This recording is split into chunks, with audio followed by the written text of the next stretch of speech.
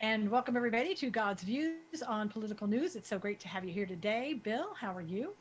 I'm doing well. I'm doing well. Been out in my garden doing work, Wow, you're digging, allowed digging. out there? Yeah.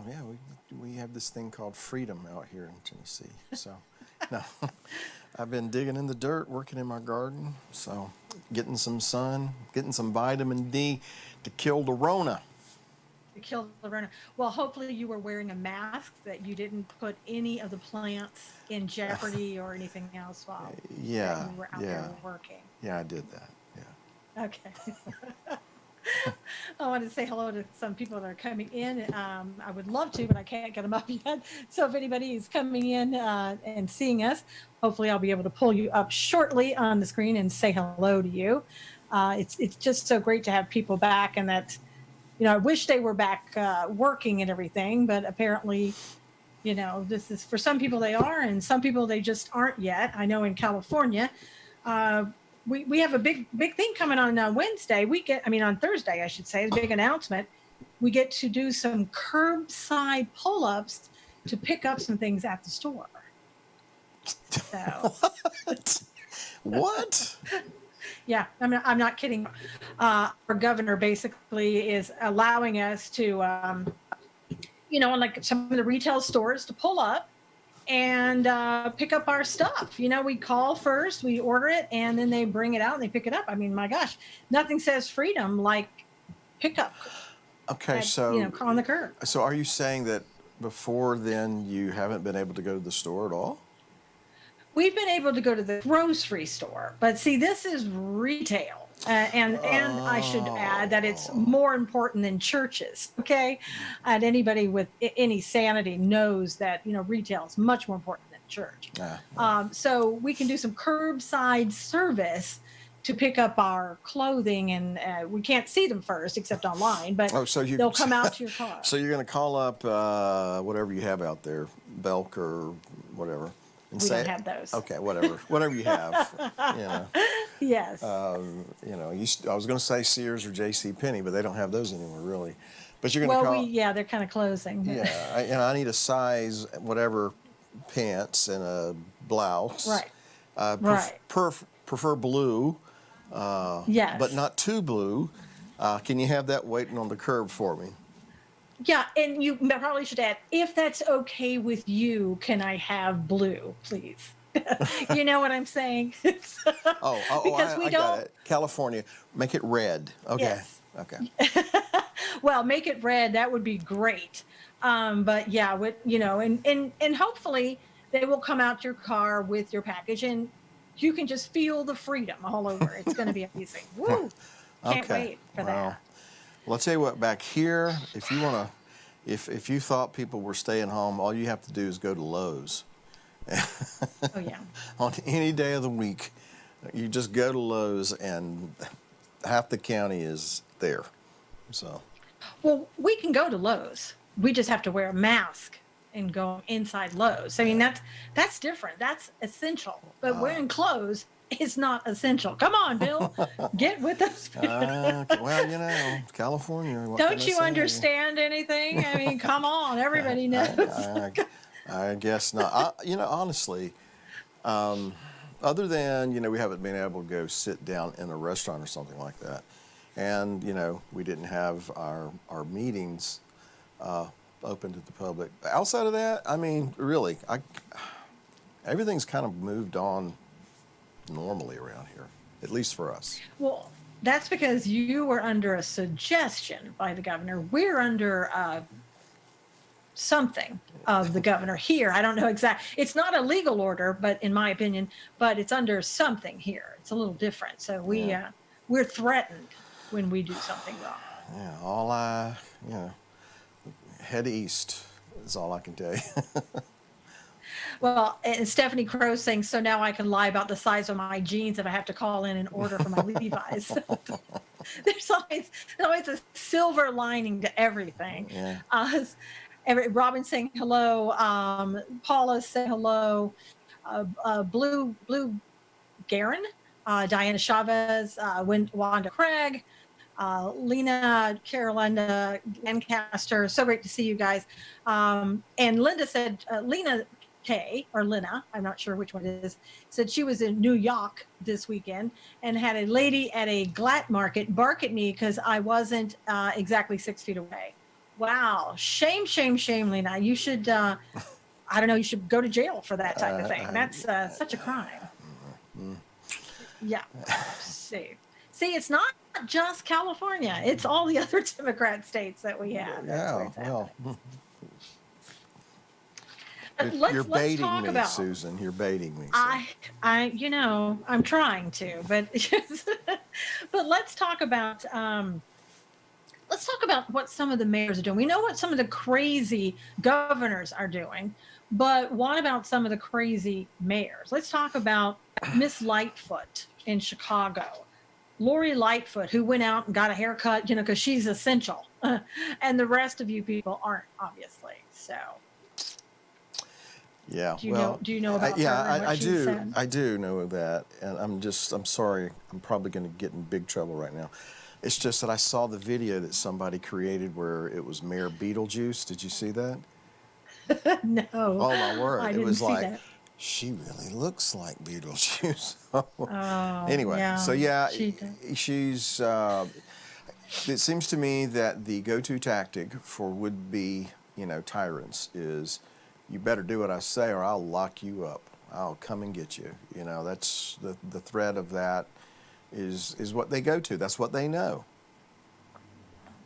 It is. I mean, here's what she said. Okay, because I wrote this down.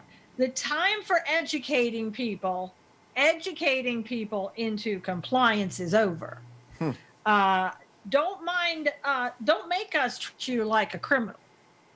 But if you act like a criminal, because you are having a party or standing on the street or breathing some fresh air, if you act like a criminal and you violate the law and you refuse to do what is necessary to save lives in this city in the middle of a pandemic, we will take you to jail, period. End of report. There's so many ironies in that statement. Number one, first of all, she's the mayor of Chicago. Can you think of any other famous politicians that come from Chicago? Oh, yes. Can you think of any former mayors of Chicago who said, you never let a crisis go to waste? And then the thought of saving lives in Chicago. Oh, come on, give me a break.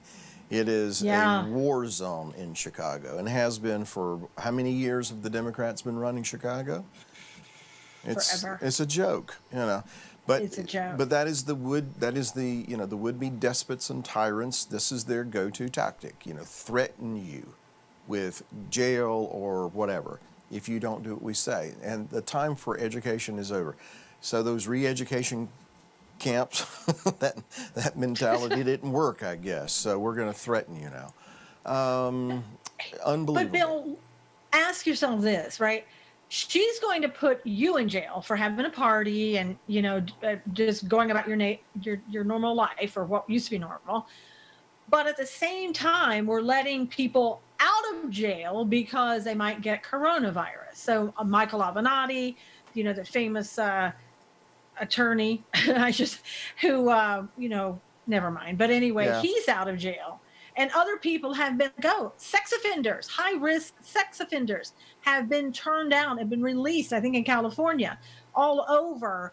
We're letting people out, but we're going to send you to jail because you didn't do what we said to do during this education period. Yeah.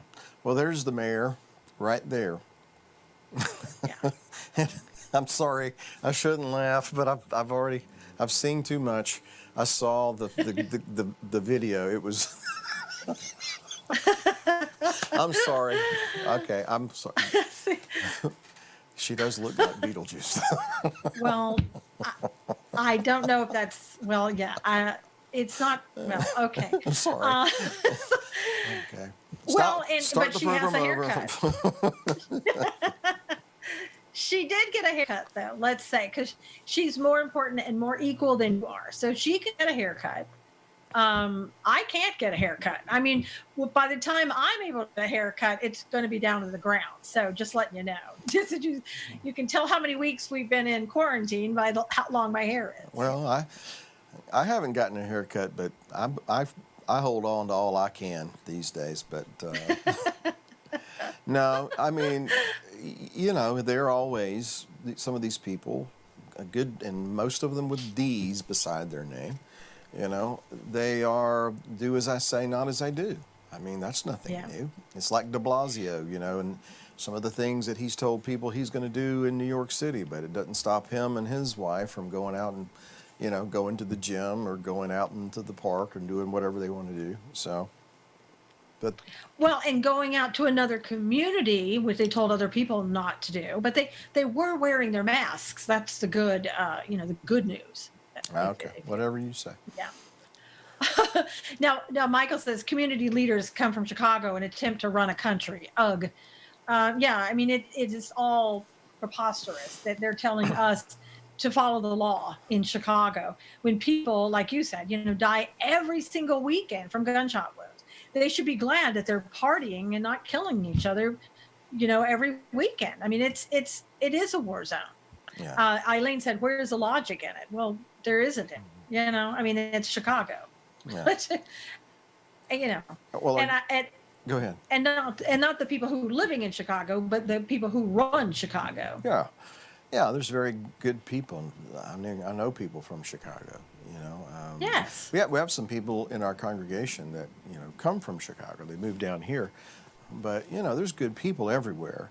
It's just, some of these leaders, so-called. Tyrannical Yeah. is what they are. They're power hungry, and they're grabbing Mm-hmm. at it, and they're kind of showing themselves right now. And to me, in one way, I'm kind of glad, because it's at least these things that we've talked about, now it's out there for everybody to see. They're being, all right, you're going to get me in really big trouble now. Oh, no. Come on. No, you weren't supposed to do that now. Too late.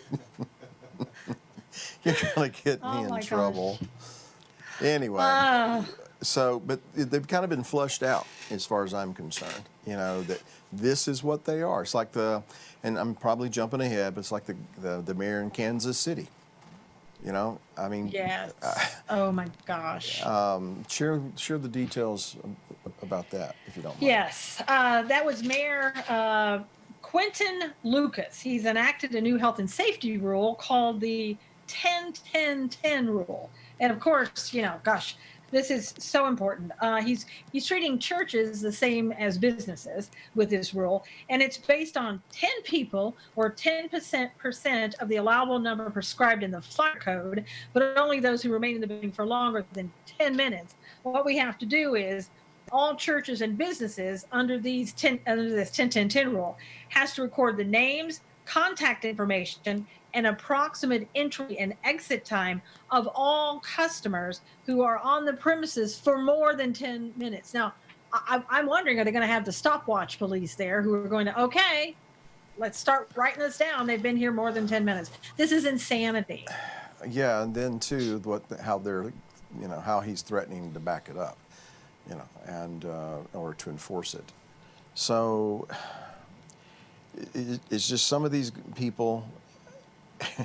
Either they did not pay attention in civics class when they covered the Constitution and the Bill of Rights and things like that, or, and this is what I tend to believe, they just don't care. They feel like this. They don't care. This justifies me doing whatever I want to do, and enforcing my will on people. And there's lots of other. It's called instances. lawlessness. Yeah, it is. It's lawless laws, is what it is. Which is exactly, frankly, that's exactly what the Bible describes. The Bible doesn't just describe lawlessness as anarchy and people doing whatever they want to do. It actually describes laws that are lawless. Biblically, when compared to biblical standards, they are lawless laws. And that's exactly what we have. Yeah. And this mayor, doesn't have any leg to stand on. He went to Cornell Law School. He has a law degree. He understands the Constitution. When you go to law school, you read. I studied the Constitution for 2 years in law school, so he understands what the law is. He understands that this is an invasion of privacy. I'm wondering how many more states are going to enact that, contact tracing, because as you know, California's gone crazy with it. They want a database with an alarm that goes off. Um, Anytime you're around anybody that has tested positive for COVID-19, and they all refer to them, the contact tracers, as the Army. Yesterday, he described it, this is Newsom in California, I believe he called it disease detectives. And they were going to hire 10,000 from California. But I think they figured out, either one, that people don't want to snitch, or number two, we'll just take who we have in the government right now, because these people are sitting there getting paid, but they're not really working, a lot of them. So we'll train those people to be contact tracers. And even Texas, as you know, is on board with contact tracers. We talked about that last week. They're hiring 4,000 people to do that. And so they're trying to convince these churches here in Missouri, don't worry about it. We're just asking you to write down the information. You don't have to give it to us right now. But we're saying, if we find out that somebody went to your church and had COVID-19, then we want to make sure that we have all the information on everybody else who was in the church at that time, on that date, in that hour, so we can call them and let them know that there's a criminal that's been in your midst that had COVID-19, and now you are potentially the same. Yeah, well, I'm being a little sarcastic. yeah, I know, I could tell. So that's fine.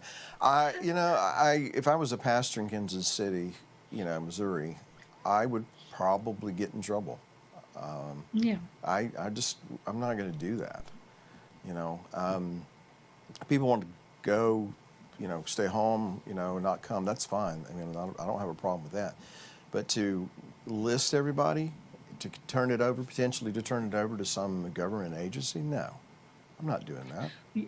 Right. But here's the good news, Bill. You can destroy that information after 30 days if there's been, no reason to keep that information. But if there's a reason, we're going to come and you're going to have to turn it over. Yeah, So. well, that's, I guess, when I'd get in big trouble then. Well, because I'm not going to do that. yeah. I mean, I don't want to take the conversation too off in another direction, but here in Tennessee, we opened back up. Now, there was no order, there was no mandate that a fellowship like ours had to limit the number of people. There were suggestions. There were suggestions made. They were saying no more than 50% capacity, keep family groups together, 6 feet apart from other. My point here is that most churches and congregations don't have amphitheaters to, separate everybody, by family groups 6 foot at a time. And there's a lot of congregations that meet in storefronts. They meet in situations like we do. So basically what they would be suggesting, or in Missouri, more or less mandating, is that I say to you, you can come in, but you can't. You can come in, but you can't. And it's just not feasible. It would be easier just not to have it, just to continue to do the live streams and such. But that's the idea. I know that. That. And that's why, we made the decision that since the governor's order had expired, thankfully, we're going to go back to business, and everybody be responsible for themselves. Be adults. Think, you decide what's best for you, and you make those decisions. Oh my gosh. Well, I know you are communist. I know it's a radical Wow. idea. It's a radical idea to think that maybe I can decide what's best for me and for my family, or what have you. But I saw somebody put something out here last week, and it's something I know, and all of us know. But it's like it took somebody putting it out there in print for you to see it, to kind of have a reminder. These people are not our rulers. They're our representatives. And we need to, grab hold of that again. These people are representatives. They are not our rulers. Yes, they govern, but the way this is supposed to work in a constitutional republic, they govern by the consent of the governed. And then when Yes. they start stepping over lines and they start breaking the rules and they start transgressing the Constitution, whether it's the federal Constitution, the state Constitution, what have you, when they start trampling on that and they are not being restricted as the Constitution calls for them to be, then you and I have to start making some decisions. You know, as a believer, we are to be respectful to those that God raises up and places in leadership positions, because we do want to live a peaceable life. I get that. But then there are those times that, and the Bible bears this out too, God allows leaders to do what's in their heart to do, not so good things, mind you, to see what God's people are going to do, to see whether they're going to obey the higher laws or they're going to kowtow and bow down to despots and tyrants. Now, Nancy McDaniel said they have their globalist commie agenda, take over America at any cost, and they are right now pretty much succeeding. People are fighting back, and they're fighting back in California. And again, if you see fighting back going on in California, that should tell you just how bad things are and how out of hand things have gotten. And we've had people. Yeah, I saw this morning in Boston. There was a huge gathering, protesters at the State House in Massachusetts. I'm thinking, so if they're showing up in California, if they're marching in Lansing, Michigan, and if they're protesting in Boston, Massachusetts, it must be pretty bad. Mm-hmm. It's very bad. And again, like I said, we're being allowed to go back and live our lives again by driving up to curbside. That's the idea of this tyrannical governor here. That is freedom for us. You can, drive up and don't get out of your car, for God's sakes. And by whatever you do, don't go back to church. That's months away. And, I know that God has said in times like this, in the end times, these are times that the church should draw together even more. And yet what they're doing is they're tearing us apart even more. And we aren't together at all in most of the states around the country. So, well, we were thankfully in a position that we could live stream our services. And by the way, I will give credit where credit is due. This young man sitting here running this program for you and me, Brandon, my son, is the one who made that happen. No, he did. He in fact, I wasn't going to do it, and he kind of pressed the point. And I'm really glad that he did. I'm glad we went and did it, and because it was, for a lot of folks, that follow Jacob's Tent, it was a good thing, and it was helpful to them. And I told him he'd thank me later, not knowing COVID was going to happen. Okay, that's enough from you. But anyway, but no, I'm being silenced. Anyway, I mean, I am thankful. But here was my point. Yeah. Do you know how many churches are out there that don't have that? Yeah. I mean, how many small churches don't have the ability to live stream their services? I would dare say it was the vast majority of them don't. And especially if they're older congregations, So what are those people doing? How are they being encouraged? How are they being, because there is something about coming together and, being able to be with people, to be encouraged that way, to be, strengthened that way, to just, to have that interaction, between you and other human beings. There's no camera lens that can replace that. And I say that with all due respect to the fact that we have been able to do that, and I'm thankful for that. But it's not a replacement for that one-on-one, so to speak. And it seems to me that having it where we could not come in and assemble with one another serves the adversary's purposes a lot more than it does the creator's. Because everything about the Creator is about relationship and interaction, and the adversary, he's that roaring lion going about seeking whom he may devour. And so, if you'll remember back in the days of Marlon Perkins and Jim Fowler and Mutual of Omaha's Wild Kingdom, every time they went to Africa and filmed the lion hunting, the lion always went after the antelope that got separated from the herd, the one that was isolated. Yeah. And that I believe that that serves the adversary's purpose to keep us apart like this, and which is one of the reasons why I'm so adamant that we're going to get back to business. Anyway, thank you for letting me Well, ramble there. no, also one of the things I wanted to say was that Matt Staver, who is from Liberty Counsel, he basically is representing some of these churches, and he said this is outrageous on the part of the Kansas City municipal government officials. They are treating churches the same as businesses for COVID contact tracing purposes. It's a massive overreach, violating the sanctity of churches and the privacy of the attendees. And he said this must not go unchallenged. And he said also, these attacks on our churches cannot stand. The backbone of our country relies on our constitutionally guaranteed ability to worship and serve our Lord and Savior Jesus Christ. And he said, I'm running out of objectives to describe how completely insane the tyrannical abuses launched by state governors and local officials against pastors and churches are becoming. It is if these leaders never bothered to so much as glance at the Constitution they swore to uphold and defend. They seem to be governing some make-believe dystopian viewpoint. Amen to that, especially out here in California. And it's Stephanie was saying, amen, Susan, we need to be gathered. Well, it isn't just California, as you know. It's Right. Virginia.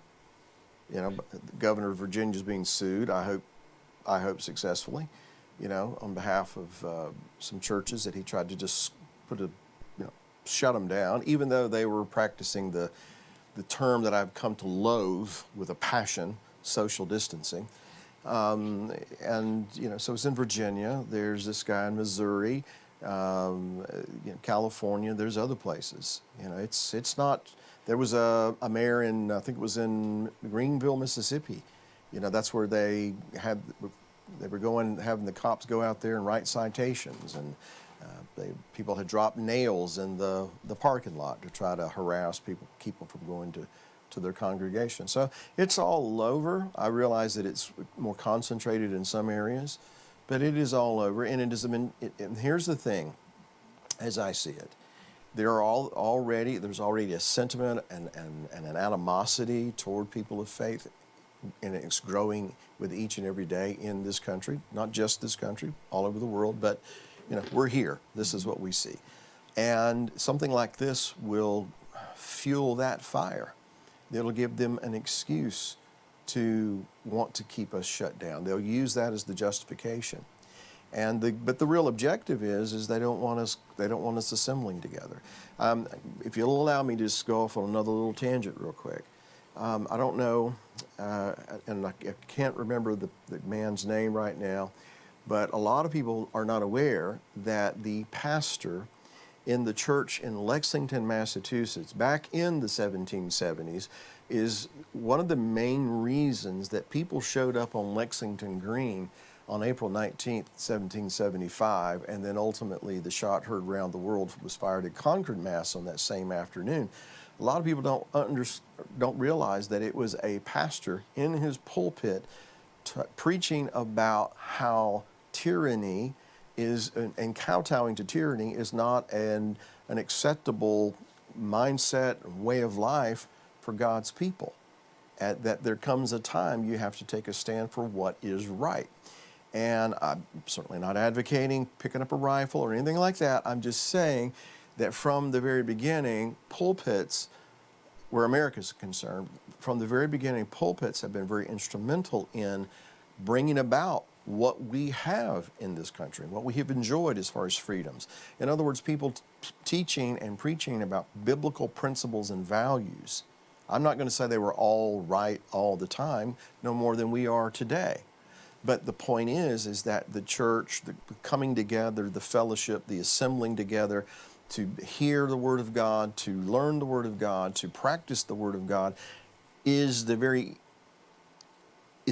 at the essence of what this country came from and was supposed to be.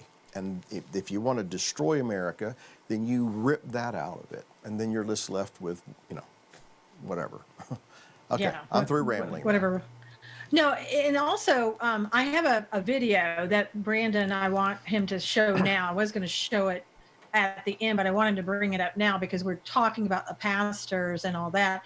There's a pastor, and I haven't met him, but I am so impressed with him. I can't even tell you. He's from 412 Murrieta Church, which is a church in Riverside County. Imagine it's a small church. And that's in California. And he is standing up saying to the governor, I'm going to open my church. And he has gone from all reports. He went to a protest over the weekend in Sacramento at the Capitol. And he was just supposedly just standing there, and the police grabbed him and threw him down on his face.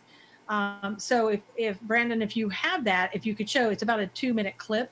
I want you to see what this pastor's saying. And Van 2 is live at the Capitol tonight. Van, the crowds are gone, but this protest made an impact. We are not good with the lies that are coming out of this building. We aren't good with the tyrannical attitude coming out of a very particular office in this building. And so we're letting them know that we're not happy with this, especially me as a pastor. I know I speak for a lot of Christians out there that are sick and tired of being told that the church is not essential, sick and tired of being told that the church is basically the equivalent of an entertainment event. And so just like Gavin Newsom said, that's what will be pushed out maybe 6, 9, 12 months. The church can be open in that long. Really, it's not up to him to decide what the church is going to do or not do. That's not his role. He's in the government. That's the pastor's role. That's the spiritual leader's role.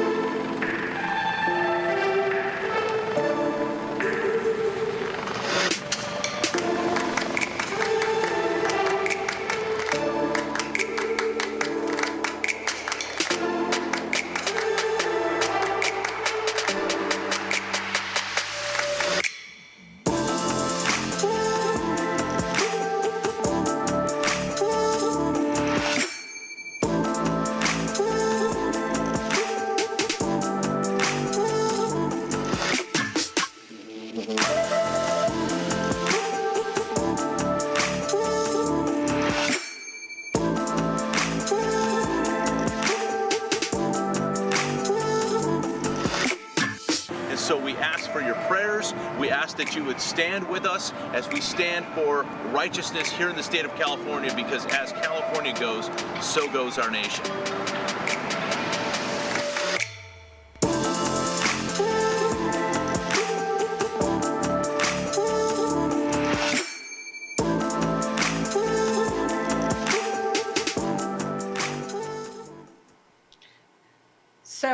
So proud of that pastor. Can't even tell you. And other pastors in California are starting to say, these are the Calvary Chapel pastors, like Pastor Jack Hibbs, are saying, we're thinking, God is telling us to open our churches. They're planning on a date certain to open the churches, although they're not telling people. My guesses and other people's guesses are it's going to be on the day of Pentecost on May 31st that they're going to open the churches. Now, this pastor, basically what he did was he had people call in or write in, to the church, how many people were coming, and they set it up where, let's say, a family of 5, they'd put a family of 5 here, they'd reserve these seats 6 feet apart, they'd put in the other people. And he told people, we'll ask you there to wear a mask, but nobody did. I think maybe 1 or 2 people did. And that was it. But he opened his church. He had church. He opened God's house, and he said to the governor of California, basically, by doing so, you're not God, and we don't work for you. Well, and that's just the thing, is that people, and I say that in a very general way, people have bought into this idea that whatever they say, that's what we have to do. Yeah. And the reality is the Constitution was designed not to restrict you or me and our rights. The Constitution was engineered to restrict government, what they could do, what they couldn't do. And they have tossed that out the window. The There's this mindset, and it's not just Democrats, there's Republicans too. I mean, the governor of Maryland's Republican, at least that's what he considers himself.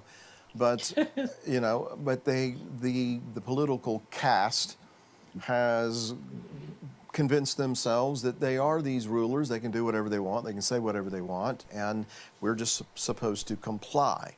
And that's not the case. I mean, I believe as a follower of the Messiah that when we have people who are in power and they pass laws that, okay, I'll obey the law until you pass a law that compels me to break a higher law, that is the laws of God. And there's biblical precedent to not go along with that. In the book of Daniel alone, there's 2 separate instances where Nebuchadnezzar has an image of himself made. It's 60 cubits high, it's 6 cubits wide, it's made of solid gold. And then, this is in Daniel chapter 3, the people are compelled when they hear the musicians play to bow down and worship this image. Of course, that's where we get the story of Shadrach, Meshach, and Abednego and their refusal to bow down. They didn't start a riot. They didn't start a rebellion. They didn't get ugly and vulgar and profane with Nebuchadnezzar. They just said, we're sorry, but we can't do this. We won't do this, and it really doesn't matter what the consequences are. And then again in Daniel chapter 6, there is an edict, not a law, an edict, a decree, that people went to the leader. And the leader didn't even come up with this on his own. There's certain people who had an evil agenda against God's people. They went to the leader and said, hey, it would be a good idea if you issued this decree. And then he issues the decree, and basically no one can appeal to any authority other than the king for 30 days. And of course, when Daniel hears this, he goes home, he throws open his window, and for three times every day he prays toward Jerusalem to the God of Abraham, Isaac, and Jacob. He disobeyed the decree. Why? Because the decree was compelling him to break a higher law. And so my point in all this, Susan, is kudos to this pastor. I hope every pastor and every faith leader, in California will stand up and resist this decree that says they can't assemble. I hope that leaders all over this country, not to be defiant for the sake of being defiant, but to stand up for what is right. I hope that people will stand up and realize that, again, these people are our representatives. That's the way it's supposed to be. They're supposed to be representing us and doing what is in the general interest of the people, not what's for special interest or their own agenda, but in the interest of the people at large. They represent us in that way. It is our responsibility, and apparently has fallen to this generation, to remind them that they are our representatives. They are not our rulers. They are not kings and potentates and tyrants and despots. They are representatives of the people. And I don't think it's wrong to stand up against that and say, to these people, we're not going to comply with your edicts and your decrees. Right. Well, and this, just say his name, Pastor Tim Thompson of the 412 Moriah Church. And I just commend him. I've seen some of the video where they were throwing people down on the ground and arresting them at the Capitol in peaceful protests, right? People were not getting out of hand that I saw at all. And there's another video of this young man who knows this fast. You can see there's a whole row of police officers. They look like SWAT team members because they have, the shields on their faces. They have masks on. They're all in black. And I mean, it just, it's supposed to be intimidating. And this man stands up basically to them and says, what are you doing? Because I've listened to a lot of police officers, and and I'm sure you do. I respect police officers. I went through the police academy, and all that. But police officers are going to have to come to a time when they have to make a decision. Do I obey this tyrannical governor, mayor, or whomever, or do I and go against the people, or do I say no, even if it means losing my job because it's not the right thing to do? Because ultimately they're going to have to answer to God and not man. And he stood there with his bullhorn, telling those people, look at what you're doing, think about what you're doing. And eventually they turned around and they left. And I was shocked by that they did. But then there were other police later who weren't social distancing, weren't wearing masks, and weren't wearing gloves, who were arresting people. And again, this pastor supposedly was thrown down just by standing there. I mean, didn't he look intimidating in his suit jacket, you know? And he was thrown down on the ground and arrested. Yeah, I have family in law enforcement and have for 40, 50 plus years, different family members to this day who are still in law enforcement. I have very, very good and close friends that are in law enforcement. We have law enforcement in our congregation and people that I highly respect. So, you know, what I'm about to say isn't, you know, addressing everybody who wears a badge and who wears a uniform. But you are right that these people who have not only accepted a job, you know, but have taken an oath, Right. you know, are going to be faced with these kind of circumstances. You know, do we obey the edicts and decrees of the ruler that's in there now, who's acting like a despot for fear of a job, or do we uphold what is right and stand by what is right? For instance, those, you know, different county sheriffs in the state of Virginia, when Newsom and his assembly was getting ready to pass all these different anti-gun bills and pass all these laws, and Right. you know, there were, you know, county after county after county after county in Virginia where the sheriff stood up and said, "I'm not going to enforce it. This is violating Second Amendment rights." You know, so those are the kind of men and women that we hope that we have in law enforcement, and I know we do. I know that there's a lot of men and women in law enforcement that take their job and their role in society very seriously. But then again, you know, history has proven that then there are those that whatever, you know, whoever is in charge and whichever way the wind's blowing, they're just going to kind of, you know, go with those kinds of trends, and that's unfortunate.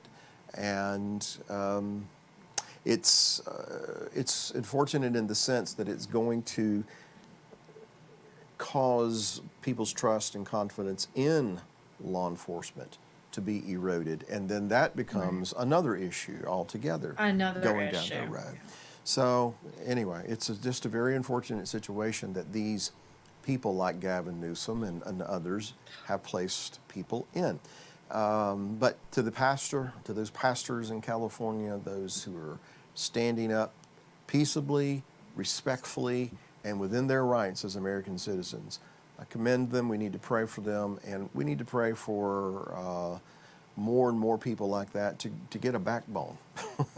It's Absolutely, not we do. wrong to stand up for what is right. Right, correct. Your constitutional rights. Well, you know, if we somehow get through COVID-19 and we can get back to some semblance of normalcy, which I have my own opinion about, and I'll keep it to myself. But you know, what's coming? Are we in the clear? You know, if we get all open back up and all this, are we in the clear? And we just when we think, you know, maybe that we're seeing the light in the tunnel, we get the murder hornets that we've told about are coming. It's an invasion of Asian giant hornets that are about 2 inches long, and I don't know if this is a coincidence or not, but they have started in Washington State, the same place where COVID-19 started in the United States. They are vicious. They attack honeybees. They decapitate honeybees in seconds. They attack humans at times. They've killed about 15 people in Japan and 50 in China every year. The venom can affect your liver, your kidneys, your heart, causes problems. And although their sting is treatable, you know, most people survive, there's a big danger. They fly very fast, so it's hard to get them. They fly about 20 miles an hour, and they're destroying, again, when they destroy the bees that pollinate the flowers and the plants and all that type of thing, we got real problems. So we're told it's here. Well, I don't think it's coincidental, frankly. I just don't. You know, many years ago, we started hearing reports about killer bees. You know, I mean, I remember back in the 70s when John Belushi on Saturday Night Live, they did the killer bee shtick, you know. Well, it goes that far back. But over time, those Africanized bees, the killer bees so-called, have been spreading out through the United States. And what they have done, and this is my understanding, I studied this several years ago, my understanding is what they do is they go into a healthy hive and they either get the other bees, the healthy bees, the nice bees to comply, or they kill them. And I'm putting it in very simple terms, but that's what happens, whereby you've got a decrease in healthy bee colonies. And that's very important because 1/3 of our fruits and vegetables are pollinated by bees.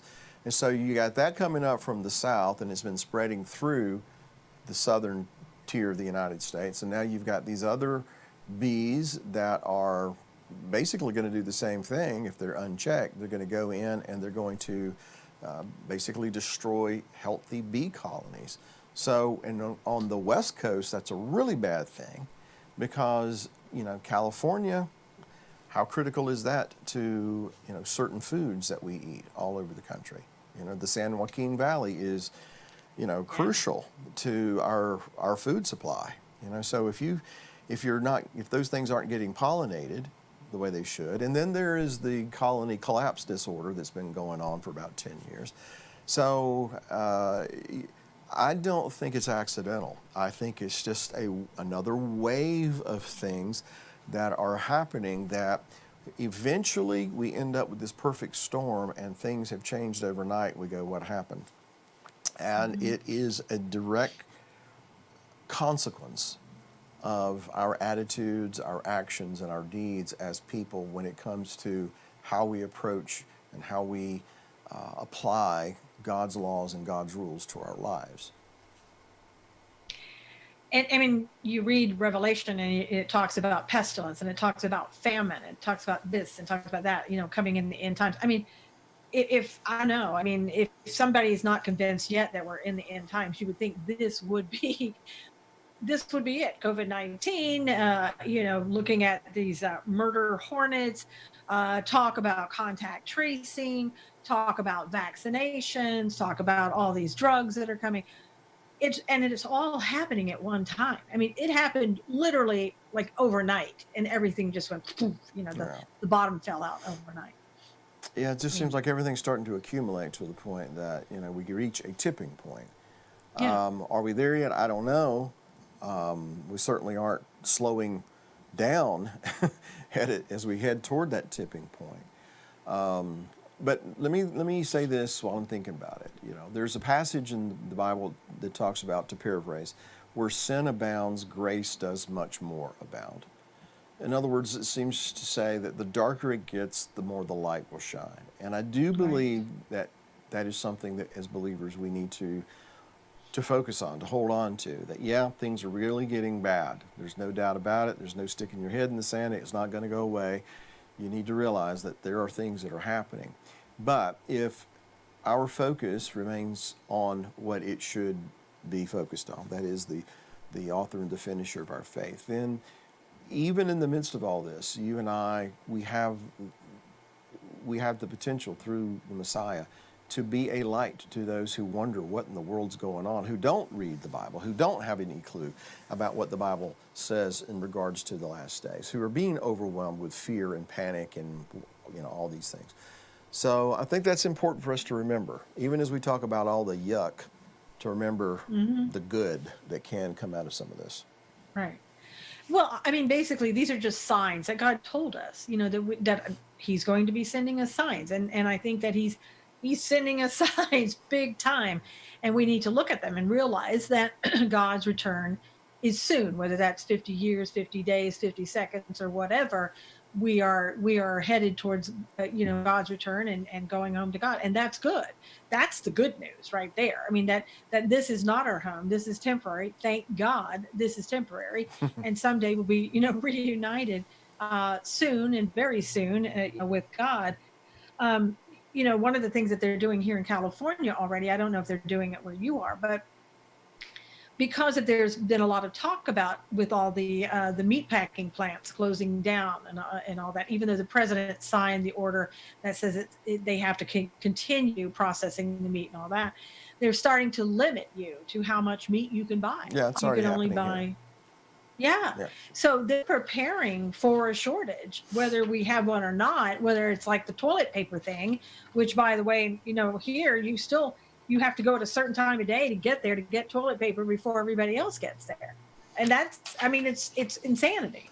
Well, thankfully, we are slowly coming out of the toilet paper plague, but or the lack thereof. But Right. but no, in fact, just yesterday morning, I had told Beth, I was just reading some news articles, and I said, well, you might want to think about when you go to the grocery store picking up a little extra meat here and there. And she says, why? I said, well, they're just they're going to start limiting you because they're talking about a meat shortage coming up. And I had no more gotten it out of my mouth than she gets a text from a friend of ours in another town who had just gone to Costco and said they've just put up limits on how much meat you can buy.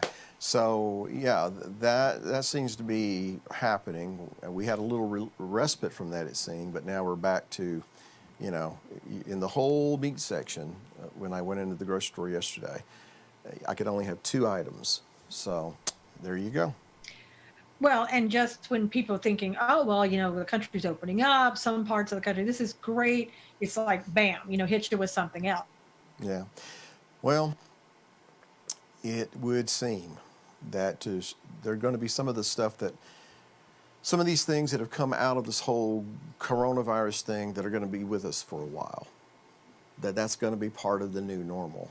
Back in World War II, and obviously I wasn't there, but I remember stories from my grandmother how during the war there was rationing. You could only buy a little bit of this, you could only have a little bit of that, and people did it. It's apples and oranges, I realize, but they did it. I'm not sure how this generation is going to cope with all of a sudden you don't have everything you want at your fingertips. We'll see. Yeah, Robin said none of this is just a coincidence. Stephanie Crow said, how ironic with all this comply or die. And she lives in the San Joaquin Valley. So she knows, firsthand all of this. But I do think it's amazing and not a coincidence, like a lot of other things, that, here we are with all of this. And you're looking at small businesses are still closed. Big businesses some of them are doing really well. I mean, look at Jeff Bezos. He's increased his wealth. I think they said by 23.5 billion or something like that, $23.6 billion. So he's fared really well during this pandemic, while the small businesses have done horribly. And they're saying maybe 40% of the small businesses are not going to reopen because they can't. They'll file bankruptcy. I mean, I'm not going to be surprised at that. I mean, I'm just, and we weren't really even in I would consider anyway, a hard-hit area as far as the virus. In the county we live in, 5 people. The next county, I think, is like 3 or 4. Bradley County's a good bit more than that. And closer, when you get into the cities and the bigger towns, it increases. Point is that, And wait, let's say why. Because everybody in the cities, we were told by the globalists and all those on the left, you should be living close together. And that's why people are getting sick, because they live close together in the bigger city. And it's almost like, what did God do in the beginning? Did he build a city or did he plant a garden? So, who were the first city builders? Cain, Nimrod, people like that. Am I saying it's evil to live in a city? No, I'm just saying there are certain consequences and ramifications that go with living in a city. It's, when everything's at your fingertips and everything's good, it's great to be in the city. When something like this happens, it's not such a good thing to be in the city. So yeah, the more spread out and more rural, it seems that people are doing quite well. However, because of the cities, particularly, New York and New Orleans and Chicago and LA have gotten hit hard with this stuff, and particularly New York and the metropolitan area there. And because the media is based in New York by and large and New York minded, well, if it's happening in New York, it's happening everywhere. And so we got to shut down New York. We need to shut down everybody. And that's my interpretation of what's happened here. And there hasn't been any kind of, well, let's see what's going on over here, and maybe we don't need to be as extreme. My point is all these businesses that are just in my little town here, and I see they haven't opened their doors in 6 weeks, and you wonder if they're ever going to be able to do it. Well, in California, they're threatening people that to lose their license, like hairstylists. They're told if you open up, you're going to take your license away. They've had some other businesses like liquor stores or whatever that opened up, and the governor basically was laughing about the fact, well, they opened, they had to close back down because we'll take their license, and he, somehow he thought that was funny. Yeah, well, tyrants usually do, right? Yeah, I mean, it's just amazing to watch, and he has an inappropriate affect most of the time anyway. It's like my grandmother died, and he's laughing, but to do that and on TV, it's just like, wow, you really don't care. You really don't care, and people know he doesn't care in California. And again, we need your prayers in California. People in California. You saw that video. There are patriots out there. There are people putting their lives on the line, getting out there. There are people who are willing to go to jail because they know that their constitutional rights are being violated. And, there are people who don't have an ability to earn money. And I don't think most of the people would go out and do something illegal, or hurt other people or arrest them or whatever, just because they need a paycheck. Yeah, I don't see anything inherently evil about opening up your business for people who can think for themselves and decide whether or not they want to come in and patronize your business. I don't see anything inherently evil in that. It's that paternalistic, I know better than you do, and I can tell you how to take care of yourself better than you can. Yeah, I'm superior. which flies in the face of everything that went into this country coming to be a country. Absolutely. I'm going to be the one. I may have to go to jail for it, but I'm going to be the one who decides what's best for me, for my family. Mm-hmm. I realize that government is a necessary evil. I mean, I think that's a fair statement to attribute to how the founding fathers felt about government, that it was a necessary evil. And, that's why Madison, spent months and months leading up to the Constitutional Convention, studying every form of government there ever was. And, they took the best of what they could find in all these different things. And in my very humble opinion, as far as something that could be crafted by man, they come up with probably the best scenario that you could, where self-rules, being self-governed, limiting government. I think they come up with a pretty brilliant plan. And so, I know you've heard the story when Franklin emerges from the Pennsylvania State House, and the lady asks him, "So what kind of a government are we going to have, doctor?" He says, "A republic, if you can keep it." And that's been the issue from the very moment the ink dried on the Constitution. Here we have a republic if you can keep it. People determining for themselves, within limits, yes, but people determining within themselves how they want to live their life. And the government providing an environment whereby they can live life, that they can have life, liberty, and the pursuit of happiness. But people have gotten away from that mindset now, or they never were taught it. Well, they weren't. A lot of people weren't. Yeah. In my home, and I think all my boys would attest to this, and my daughter too, that even if their school, and our kids were homeschooled for the most part, but even if their school lessons wasn't teaching them about government and history and where America came from and how it's supposed to work, if there was anything lacking in their schoolwork, they more than heard it growing up in our household, whether it was from me and my wife or my father, but unfortunately there's a lot of kids who have no idea. They have no clue. They have no frame of reference for that, and that is a shame. It is a real shame, and kids, they have parents because they need people to guide them, and so parents, you have to step up, and whether you're homeschooling or not, maybe you have to learn it yourself so that you can teach them.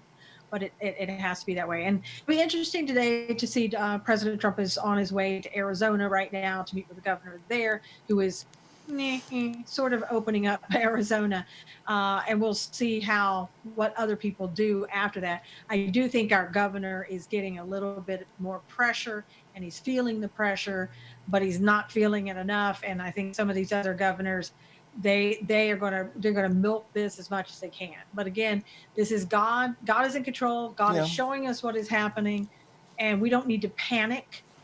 We just need to know that, God said, "We'll show you the signs before my return, and look up, your redemption draws nigh." And however long that is, it's quicker and sooner here than I think we even know. Well, we don't need to panic. We don't need to give in to fear. We don't need to give in to passion to the point that we become profane and violent and things like that. We Right. don't need to act like that. But I know that some people, this is, they're like, well, the government said we should do this, and we want to be good citizens. I get all of that. That's why, going back to our little congregation, that's why we respected the leaders of our state and our county and our city, with the understanding that these things are temporary, and it's because we don't want our medical systems and healthcare systems to be overwhelmed. We want to try to make sure that not everybody's getting sick all at one time. Got it. I'll be a good citizen. But now the time has come for us to move on, get back to some semblance of quote unquote normal life. And a big part of that is people need to be able to express worship in the one and only God freely and without threat from their cities, their mayors, their state, their governors, or the federal government, because that is Absolutely. guaranteed us under the Constitution, and we need to assert that right. Absolutely. Well, we are out of time, and thank you so much, everybody, for being here today. Please do share this show. Stay well, and God willing, we will see you here again next week. Take care. God bless.